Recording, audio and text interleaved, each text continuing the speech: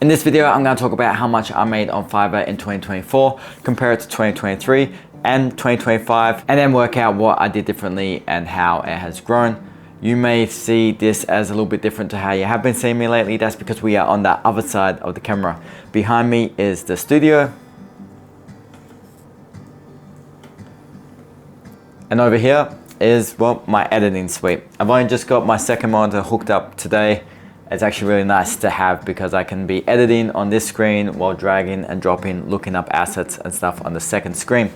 But let's go to Fiverr and take a look. Okay, starting in 2023, I did start on Fiverr. I'm not sure if it was January or February. Sometimes what you find is the amount that you've made in 1 month actually is probably made in the month before, but it takes 14 days for your money and payments to clear. So we'll actually round out to the next month. So it's not accurate, but overall it makes sense. So in January, I made nothing. February, we did $76. March, $20, April, $40, nothing in May, June 24, July 8, nothing in August, and then we started ramping up towards the end of the year, and we did $88 in September, $168 in October, $356 in November, and then $28 in December. Now, I will say to start off, when I first started, I was selling videos for $5, $10. I was not selling for a minimum of $100. Even though I made $76 in February, that was 5 videos. Now that would probably be $500. And even from February to November, you will see I made $356 with 6 videos. When I started doing Fiverr, I just charged next to nothing just to get that experience up. We go to 2024, it looks extremely different. Now in 2024, I started to ramp up my prices and I started to take it a lot more serious.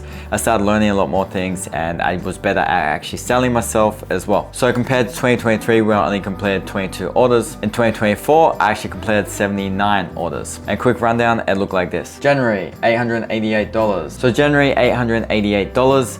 Again, some of that was probably overlapping from the December before. January, $888, $8 tips. February, $228. March, $388. And that's why I actually had my first canceled job.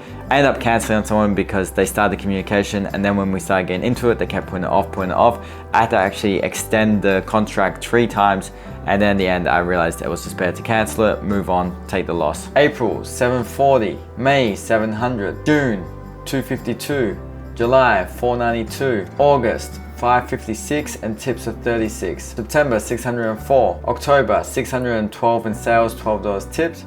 November, $839.60. And December, $1,037.21 tips. Now, the end of October and November was a turning point for me because that's when I started to run Fiverr ads. I started to actually spend money to make money. I'll get into that right now and show you what I've spent so you can see the difference that's made. And just with the price increases going up, you'll see August is a great example of the fact that I only completed 7 orders, which is similar to what we're doing the year before. But now I'm making $556 rather than the $300. Now, if we look at how I'm going already in the month of January, I already have $461 in sales. I will say generally, straight after Christmas, New Year's, it feels like it dies down for a couple of weeks and then starts to kick back up. So I do have 6 repeat clients. This is kind of on me. I feel like that could be a high number, but I don't actively go back to the client to try and get more and more work. I think it's a self-conscious thing that I'm kind of like, well, did my first video actually perform good enough? And that's really on me, and that's probably something I need to be switching up this year. So as I mentioned, I started running Fiverr ads. So my total spend with that has been $206.34, and it's actually generated $1,155 in sales. So I do kind of advocate that once you have your gigs set up correctly, you have your prices correct, you have your portfolio correct, I 100% believe you should be running ads because, well, you gotta spend money to make money. And if you don't see your ads performing, then probably turn them back off and kind of work out why your gigs aren't performing in the first place. And as I mentioned in a previous video, I actually have 2 gigs running ads right now, and I've realized one of them has not produced any income at all, and has actually spent $34. So really I've spent $141 on 1 gig to get that $11.55. I'm gonna hold myself to my word here because I've mentioned this before. I'm actually gonna turn this off right now.